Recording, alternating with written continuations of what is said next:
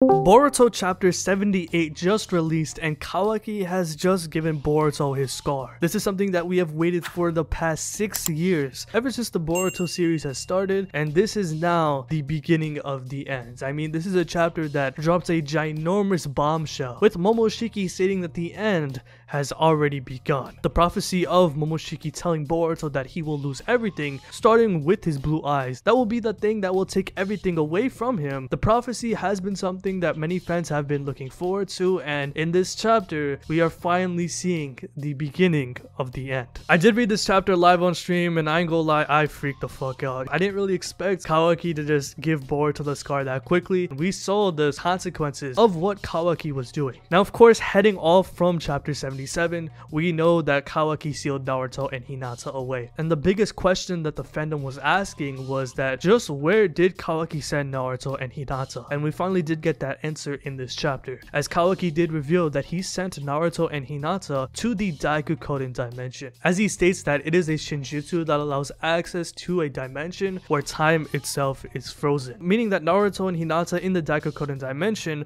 will not starve, will not age, and will not have anything progress within their bodies. They're just in a dimension where time itself does not move, meaning that they are completely safe. So with that being said, going back to the flash forward scene, with Kawaki telling Boruto that I will send you where I sent Lord Seventh, he's trying to send Boruto to the Daikukoden dimension. However, the one discrepancy between that flash forward scene and what's going on currently in the story is that Kawaki is trying to kill Boruto, meaning that something has changed. And in this chapter, we did see that Kawaki is trying to actually kill Boruto. The start of Boruto versus Kawaki has begun, or Kawaki has begun the battle with him trying to drop cubes on top of Boruto after telling him that you'll never ever see your parents ever again. And in this fight, we see Kawaki trying to go for the kill almost immediately. However, the one thing that I do want to point out is that while Kawaki goes into his Karma form, he doesn't go into his full Kawashiki form. Instead, he just goes into his regular Karma 1 form with Ishiki's Dojutsu activated. And as Kawaki is trying to murder Boruto, Boruto initially tries to reason it out with his brother, and Kawaki just does not care, stating that now that he's Otsutsuki, he is going to kill him. Going back from last chapter, Kawaki has stated and vowed that he will exterminate all of the Otsutsuki, starting with Boruto. And I mean, with the fact that Momoshiki is existing inside of Boruto's body, it's pretty apparent why Kawaki wants to do it. Momoshiki has his own hidden agenda of feeding Kawaki to 10 tails and harvesting a chakra fruit. However, Momo is a sucker for chaos, and anytime he does come out, he wreaks a lot of havoc. Hence why Kawaki wants to kill Boruto, as we know that Momo almost murdered Naruto back in Boruto chapter 65, and if it weren't for Kawaki reawakening his Karma seal, Naruto would be dead. And now that he is safe, Kawaki has a clear-cut goal that he wants to accomplish. The one thing that I do want to say is that while I definitely do think Kawaki has somewhat of the edge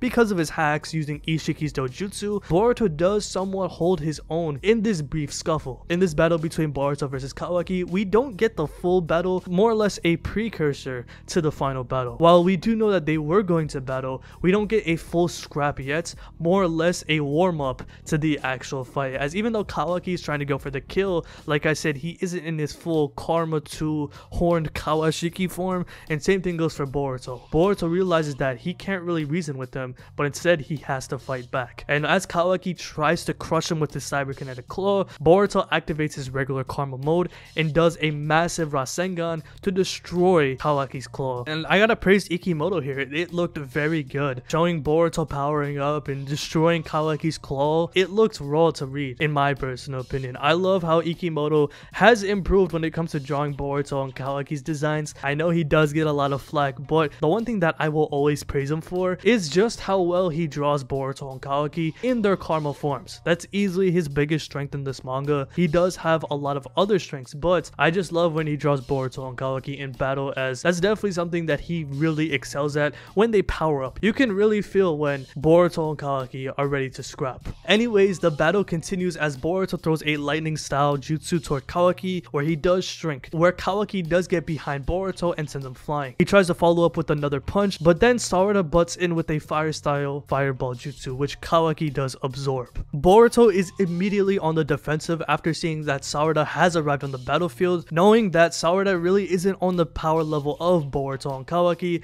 it's pretty clear that, at least from an audience perspective, and Boruto knows it too, that Sarada really has no chance when it comes to fighting Kawaki. Sarada earlier in the chapter, she had just found out that Kawaki was the one who initially killed Boruto after being resurrected by Momoshiki, where after Sarada initially found out that Boruto died, she was told by Boruto that Code was the one who had killed Boruto. However, after Ada went back to look at the past events of what Kawaki has done when he sealed away Naruto and Hinata, Ada told Sarada straight up that yeah, Kawaki was the one who killed Boruto, since Boruto wanted to sacrifice himself so Momoshiki wouldn't hurt anybody else. And after hearing that, we see that Sarada becomes instantly resolved. Her resolve becomes much more stronger, as she has said that she wants to protect Boruto. She's not on the level of the Otsutsuki, and she understands that she must train in order to protect Boruto from these other Otsutsuki, such as Kawaki for example. And we see Sarada stand up to Kawaki telling him that yeah, I'm a shinobi who aims to become Hokage, and Kawaki's on demon timing. Oh my god, he says that you shinobi really are destined to die early, going back to his ideology that being a shinobi is useless considering the fact that the Otsutsuki and the powers of the karma is superior anyways. And we see this plenty of times, and this is something that while Kawaki has only just started stating as of in the last couple of chapters, we've been seeing this throughout the entire series, as when it comes to fighting these Otsutsuki, while yes, ninjutsu is very important, you will need the powers of the karma and the Otsutsuki in order to fight these big bad villains, like the rest of the Otsutsuki for example.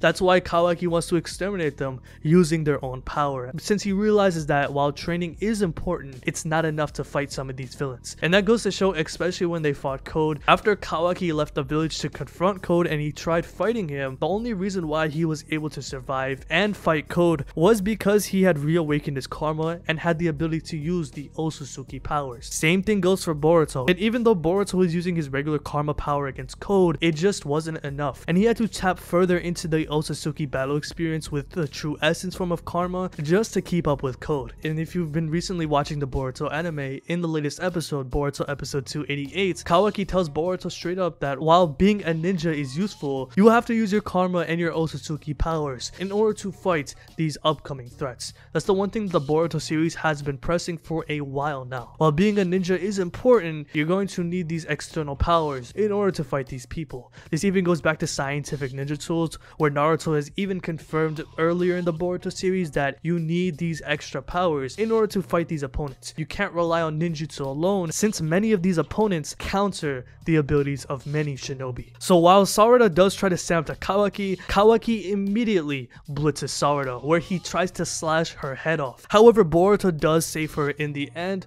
where Boruto does take the hit from Kawaki's claw, where we finally do see the scar. After seeing it for the first time in the anime and manga 6 years ago, it's finally here, man. Boruto loses his right eye. This is the same eye that Boruto has the Jogan. I imagine that Boruto will be able to use the Jogan in the future, considering that he lost one of his eyeballs, and I think this is perfect setup for Boruto to get his Jogan and actually use it in the manga. I know a lot of people doubt that the Jogan is actually going to be shown in the manga and is only going to be shown in the anime, which I doubt, but with the fact that Boruto is missing this eyeball, I definitely do think that Boruto will manifest this eye in the near future. Going back to my point when Kawaki tries to slash Sarada's head off, while I do understand that Sarada is nowhere near on the level of Kawaki in terms of power, speed, and hacks, on paper it's pretty one-sided, but I much would have preferred for Sarada to actually try to do something instead of just standing there. Like I said, I understand the power discrepancy between these two characters,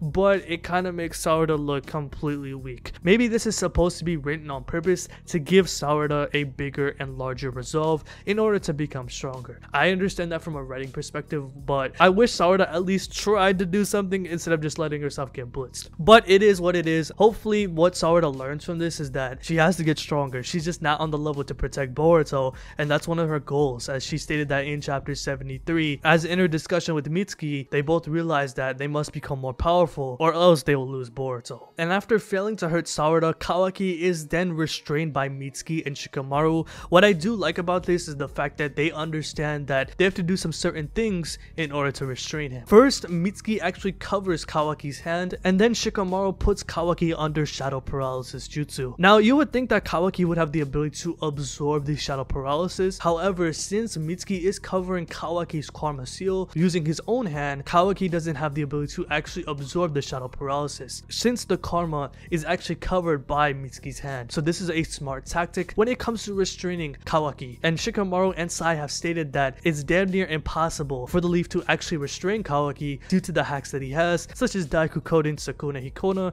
and the power that he has with the karma. So actually catching Kawaki by surprise with Boruto sacrificing his eye to save Sarada, and with Shikamaru and Mitsuki to actually restrain him with Sasuke coming in the cut with his sword, it just shows you that the Leaf still got it, man. Even though they lost their Hokage and Kawaki, who's essentially the strongest in the village, getting restrained like that, the Leaf ain't playing, man. Shikamaru, after restraining Kawaki, questions him on what happened to Naruto and Hinata, and Kawaki replies saying that he had to do what he had to do. In order to protect Lord 7th, he had to seal him away in order to accomplish his goal of exterminating all of the Otsutsuki. One thing that Kawaki has in terms of his mindset over everybody in the Leaf is that he's willing to cut ties over everyone. While he is obsessed over Naruto, he's willing to do things that are morally wrong to do the right thing, such as killing Boruto. And while killing Boruto is not the correct thing to do, the fact that Momoshiki exists inside of Boruto's body and poses as a threat to everybody in the Leaf and can potentially kill everybody, Kawaki is sort of making the right decision here. Even though it's wrong to kill Boruto, you need to take out Momoshiki, and in order to kill Momoshiki, you must kill Boruto, which is something that nobody in the Leaf Village is willing to do because everyone has such a deep connection with him. And Kawaki, who Boruto sees as his brother, he realizes that he is the only one who is willing to do it. Not Naruto and not even Sasuke, that he failed to kill Boruto after Momoshiki came out. This was specifically stated in the anime. So when you think about it, Kawaki is the only one who's actually willing to do it. I know Sarada made that vow in the anime as well during the Chunin exams, but it's unclear if Sarada is actually willing to do it if the time comes. Unlike with Kawaki, who has already done it before and has shown absolutely no emotion, he's on demon timing, man. And after getting slashed in the eye, Momoshiki temporarily wakes up, and when he does wake up, he immediately absorbs Shikamaru's shadow paralysis jutsu. Whenever Momoshiki takes control over Boruto's body, he has access to the karma and Boruto's other abilities. However, the one flaw to Borushiki is that whenever Momoshiki does absorb jutsu using the karma, Boruto does reawaken since chakra has entered his chakra pool, and this is exactly what happens here. Momoshiki wakes up for like 10 seconds, absorbs Shikamaru's shadow paralysis, and allows Kawaki to escape. Kawaki is immediately confused on why Momoshiki did this in the first place, but Momoshiki does want to feed Kawaki to the Tensei's, and the last thing that he wants is for Kawaki to be killed by the Leaf Village. Hence why Momoshiki frees Kawaki from Shikamaru's shadow paralysis. And after absorbing the jutsu, Boruto reawakens from Momoshiki's grasp, where he sees Momo once again in his consciousness. Momoshiki does state that, "I think you know this, but this is just the beginning. You'll go on to lose everything in very short order. The end has already begun," telling him that the prophecy has now started to begin and that Boruto will lose everything. Boruto chapter 78 was an amazing chapter in terms of driving the plot, the shock moments, and what was going on. The vision that Boruto saw from Momoshiki's Byakugan is now starting to come into fruition. With Kawaki temporarily running away using Sukuna Hikona, Shikamaru does state that he is running on chakra. He is still inside the Leaf Village, so while he is running away from everybody, he will not go that far. And looking at the flash forward scene that Boruto saw using Momo's Byakugan in chapter 75, everybody in the Leaf will eventually find Kawaki and actually try to fight him. We do see Team 10 and Sarada stating that they have found him, with Mitsuki activating his Sage Mode. The one thing that I forgot to mention is that while Sarada did find out that Kawaki was the one who had killed Boruto, Mitsuki actually doesn't know. So once he does find out, he will snap. He did state in chapter 73 that if anything happens to Boruto, he's afraid on what will happen to himself. So that definitely foreshadows at the potential battle between Kawaki and Mitsuki. So let me know how you guys feel about this video in the comment section below. What were your thoughts about this chapter? How did you feel about Boruto finally getting his scar? And tell me, are you excited for Boruto chapter 79, as I definitely do think the time skip is actually coming this year with the content that we're getting. The prophecy that Momoshiki has gave to Boruto is finally beginning, and this is just great for the story, man. What a time to be a Boruto fan, am I right? So let me know how you guys feel about all of this in the comment section below. So if you like this video, hit that like button, subscribe, hit the bell as well, and have a good day. Peace.